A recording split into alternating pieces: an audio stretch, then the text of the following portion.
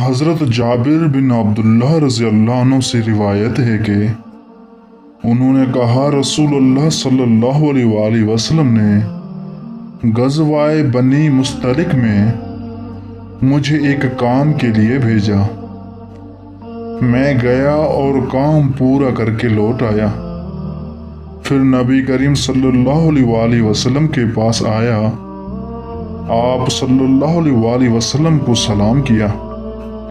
آپ صلی اللہ علیہ وآلہ وسلم نے جواب نہیں دیا۔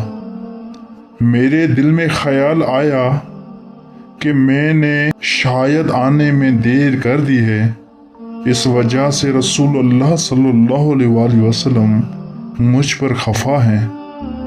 پھر میں نے آپ صلی اللہ علیہ وآلہ وسلم کو سلام کیا۔ آپ صلی اللہ علیہ وآلہ وسلم نے جواب نہ دیا۔ اب تو میرے دل میں پہلے سے بھی زیادہ خیال آیا۔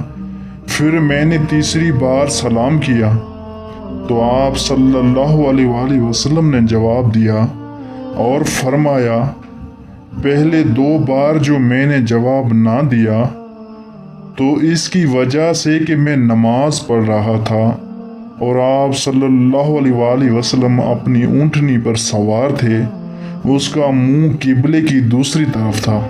دوستو، مزید ہماری ویڈیوز دیکھنے کے لیے ہمارے YouTube چینل کو سبسکرائب کریں۔